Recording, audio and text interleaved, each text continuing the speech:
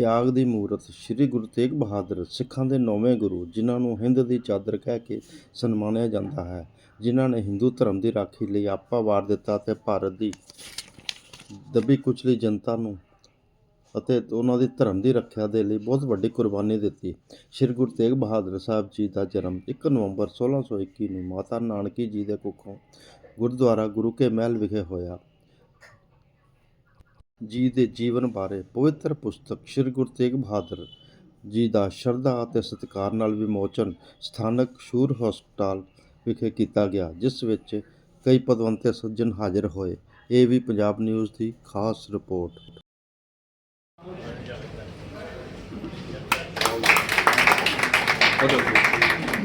किसी को दिख नहीं रहा उधर, व्यू ही सारा बंद हो गया। प्लीज लेट देम सी।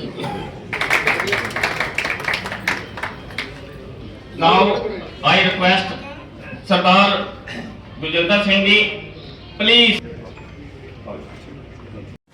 उस विच हाजिर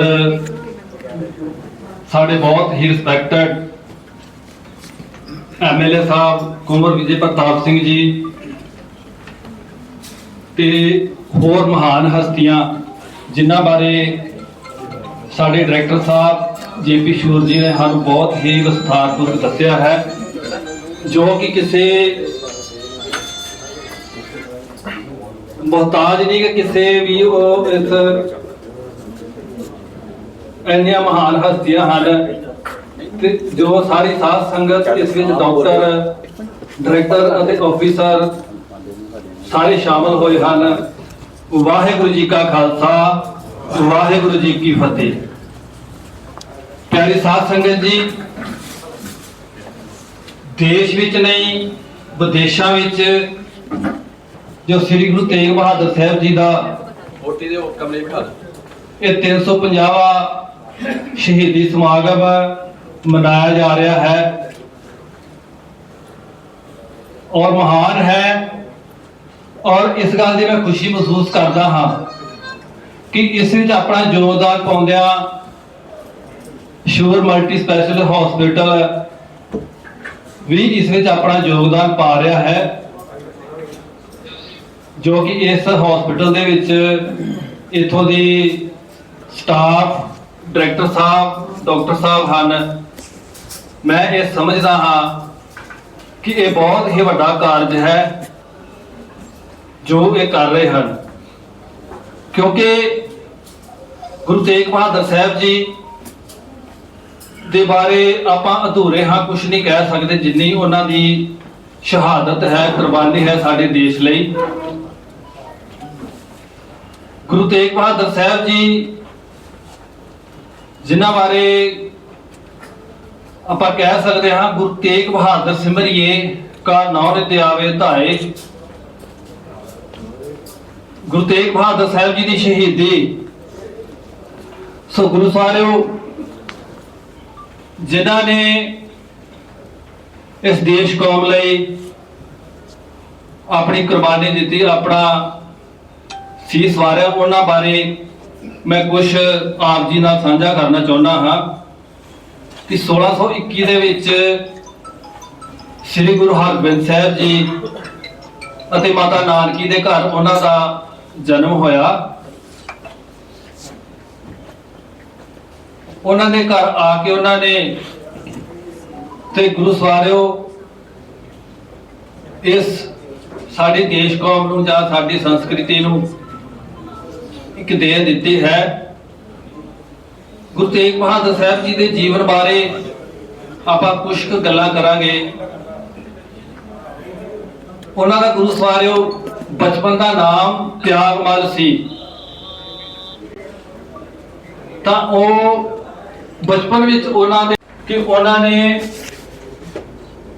ऐसे जोर विखाए जंग दे विच दुश्मनां दे आहू लाए तलवार दे नाल, तां उस दिन तो बाद उन्हां दा नाम त्यागमल तो तेग बहादुर रख दिता गया।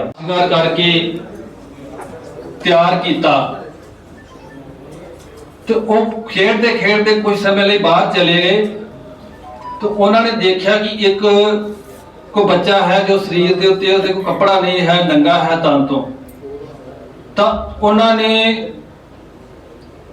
ਆਪਣੇ ਕੱਪੜੇ ਲਾ ਕੇ ਆਪਣੇ ਵਸਤਰ ਜੋ ਵੀ ਮਾਤਾ ਜੀ ਨੇ ਪਹਿਨਾਏ ਸਨ ਉਹਨਾਂ ਨੇ ਉਸ ਬੱਚੇ ਨੂੰ ਦੇ ਦਿੱਤੇ।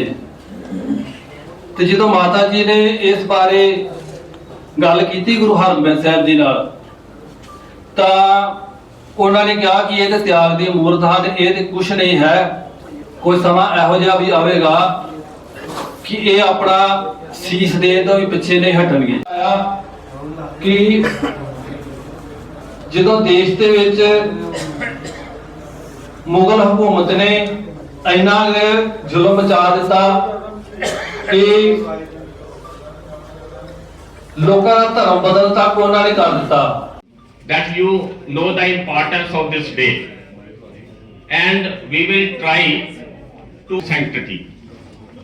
सिंपल शब्दों में बताऊं कि जितना महत्व इस दिन का है उतने महत्व के साथ, उतनी श्रद्धा के साथ we will try to commemorate with great spirit. Lucky that we are having 9 रतन, 9 रतन। 9 रतन हमें हमारे बीच भेजे हैं जो आपके सामने जरूर है।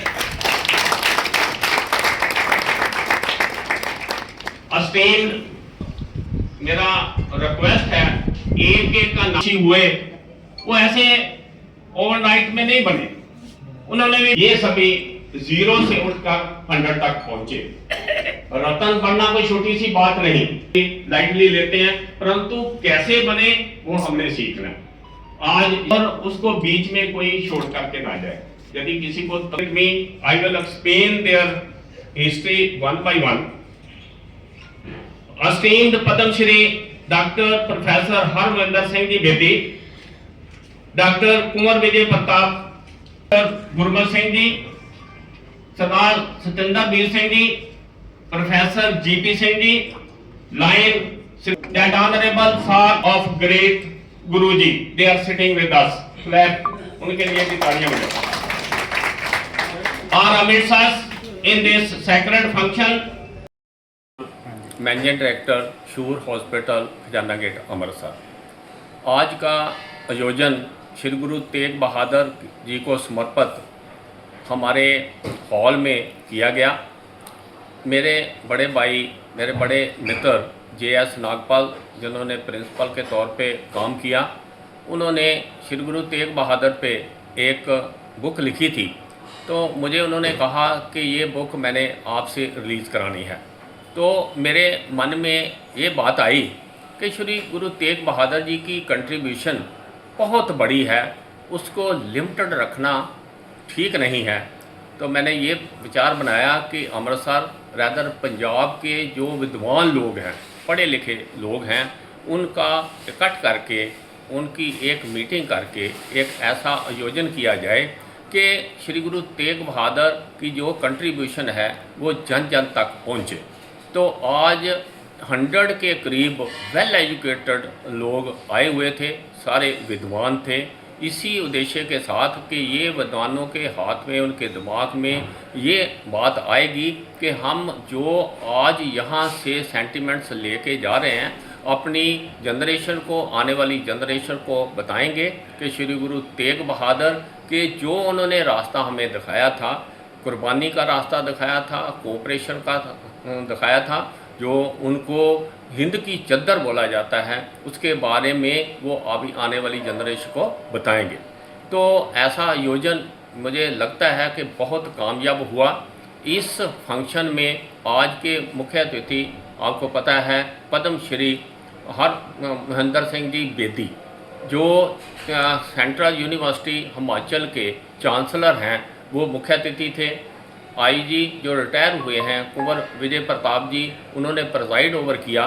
तो मैंने इस ढंग से इसका आज आयोजन किया कि ये, क्योंकि शुरू तेग बहादुर जी 9वें गुरु थे, तो मैंने 9 रतन लिए। 9 रतन मतलब जो बहुत इंटेलिजेंट हैं, पढ़े लिखे हैं, विद्वान हैं, लोगों की सेवा करने वाले हैं, तो 9 रतन को ही अतिथि बनाया गया और उनके जीवन के बारे में लोगों को बताया गया। एक एक का जीवन मैंने बोला, बताया कि हमें इनके मार्गदर्शन पर चलना चाहिए। ये जितने भी हमारे रत्न हैं या हमारे जो गुरु हुए हैं उनके मार्गदर्शन पे चलते हुए हम अपने आप को, अपनी जनता को, अपनी सोसाइटी को, आने वाली जनरेशन में सुधार लाएं ताकि हम आपस में कोऑपरेट कर सकें, एक दूसरे की सहायता कर सकें और एक दूसरे की चद्दर बन सके। कैसी चद्दर? जो शील्ड बने, जो किसी को दुख है तो उसको दुख दूर करने के लिए सामने आए। मैं सभी जितने भी आज लोग आए हैं, जितने भी पार्टिसिपेंट्स हैं, जो उन्होंने, बेदी जी ने, कुंवर साहब ने, नागपाल साहब ने बहुत अच्छा बोला, बहुत अच्छे विचार श्री गुरु तेग बहादुर के बारे में बताए और मुझे पूरा विश्वास है कि ये विचार आपके माध्यम से लोगों तक पहुंचेंगे और लोग उसका अनुसरण करने के लिए आगे आएंगे। बहुत बहुत धन्यवाद। ठीक है।